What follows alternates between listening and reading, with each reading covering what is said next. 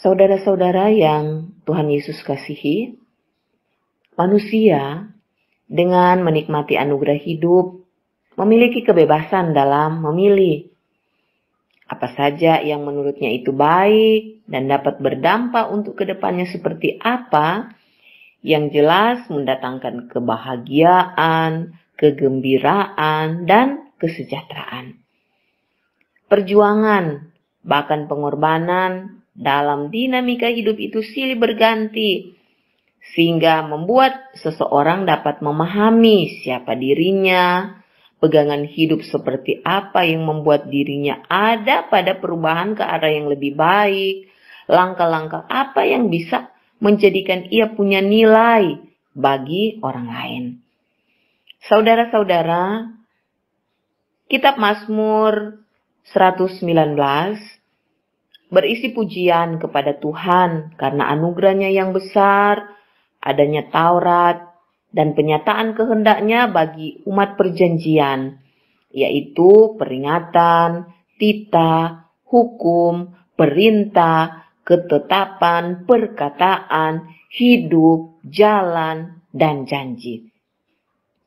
Khusus dalam bacaan di sepanjang minggu ini, Mazmur pasal 119 ayat 9 hingga ayat yang ke-16 diawali dengan keberadaan hidup seorang muda yang memiliki kebebasan dalam menjalani hidup.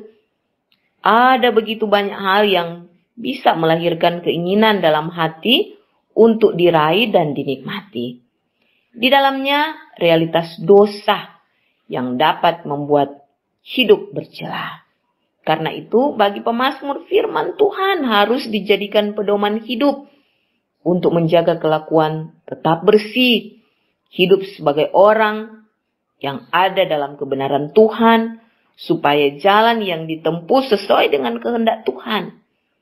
Pemazmur menyatakan tekad imannya bahwa dengan segenap hati atau totalitas, tidak terpecah, fokus, konsentrasi penuh, tidak bercabang, murni, kudus mencarinya. Tidak ada yang lain selain Tuhan yang menjadi tujuan hidup, karena sumber kebahagiaan yang kekal hanya di dalamnya, dan memohon supaya ia tidak membiarkannya menyimpang dari perintah-perintahnya. Pemazmur berucap, dalam hatiku aku menyimpan janjimu. Dari ungkapan ini menyatakan bahwa janji Tuhan dalam firman-Nya adalah sesuatu yang berharga, yang harus disimpan dalam hati, terus diingat, diresapi, diperhatikan, supaya ia jangan berdosa terhadap Tuhan. Firman Tuhan dalam hati pasti akan menjaga, mengontrol segala pemikiran, pertimbangan, dan keinginan agar menjauhkan diri dari dosa dan tetap hidup sesuai kehendak Tuhan. Pemazmur dengan kerendahan hati mau terus membuka hati, pikiran, hidupnya untuk diajar melalui ketetapan-ketetapannya, supaya apapun yang keluar dari ucapan bibirnya dapat menjadi kesaksian hidup. Mampu menceritakan firman-Nya sehingga dapat pula membangun kehidupan orang lain. Sungguh, kegembiraan itu nyata karena firman Tuhan adalah suatu kekayaan yang sangat berharga nilainya. Harta dunia tidak bisa menandinginya.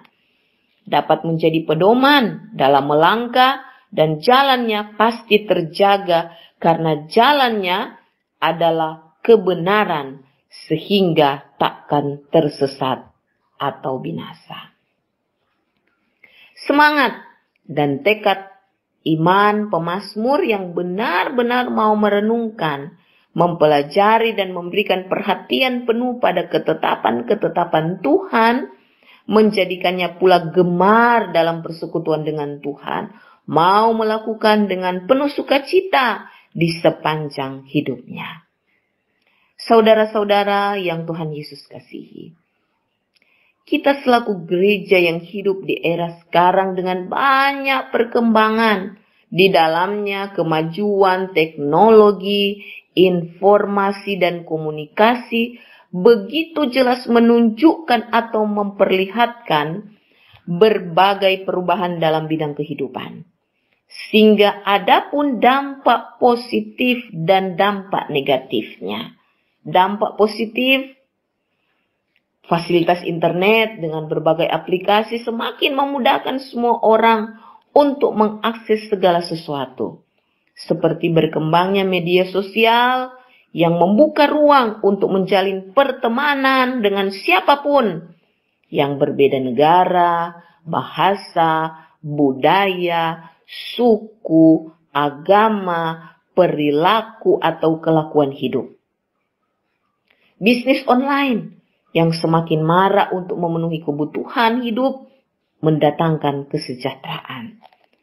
Kecanggihan smartphone dengan berbagai aplikasi yang membuat segalanya instan. Dampak negatif, dapat mengakses aplikasi berbagai model kejahatan seperti pornografi, pergaulan yang salah memilih teman, pacar yang mempengaruhi gaya hidup orang percaya, menimbulkan gaya hidup yang konsumerisme, dapat memicu masalah pasutri atau pasangan suami istri, hubungan orang tua dan anak, kakak beradik yang berdampak pada kehidupan ekonomi dan kesejahteraan keluarga.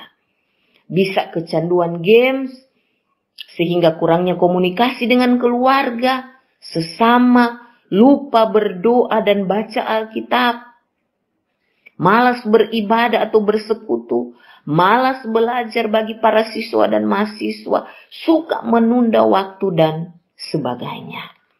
Karena itu, belajar dari firman Tuhan, Mazmur 119 ayat 9 hingga ayat yang ke-16, ada beberapa hal yang boleh kita maknai, responi, juga dapat memotivasi, menasihati, yaitu pertama, bersyukur dan berterima kasih kepada Tuhan.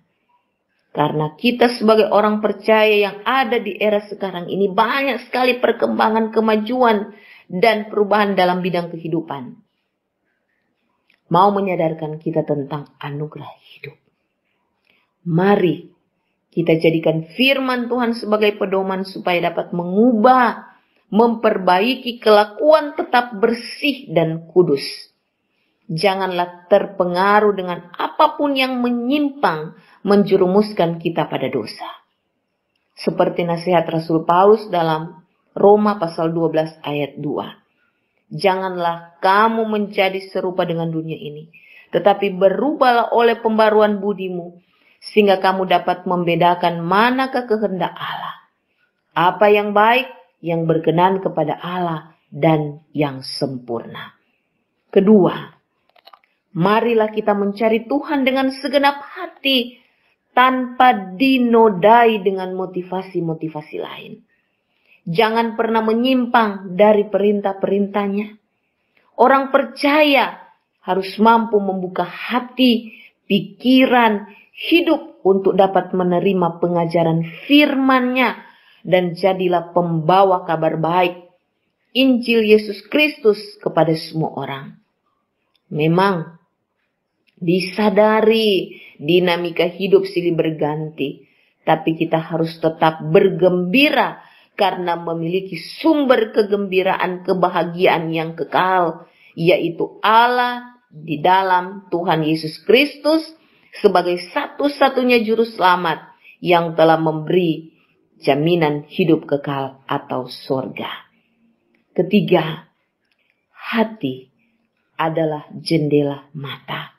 Artinya, apa yang ada di dalam hatimu akan terpancar dari matamu. Kalau hatimu lagi bersukacita, maka matamu akan berseri-seri. Suasana hati itu sendiri tergantung dari apa yang ada di dalamnya. Seperti pemazmur, mengisi hatinya dengan janji Tuhan. Maka simpanlah dalam hati janji-janji Tuhan. Jangan pernah melupakannya. yang senantiasa memberikan pengharapan, keselamatan sehingga kita akan tetap hidup pada kelakuan atau perilaku yang memuliakan Tuhan. Yang keempat, sebagai gereja Tuhan, kita baru saja melewati proses pemilihan calon diaken dan calon penatua serta calon kompel kabipra. Segala dinamika yang terjadi dalam proses tersebut merupakan ungkapan syukur terima kasih dengan ketaatan kita untuk melaksanakan kehendak Tuhan. Karena itu, marilah kita senantiasa menjaga keutuhan, kebersamaan, kelangsungan pelayanan gereja berdasarkan firman Tuhan. Amin.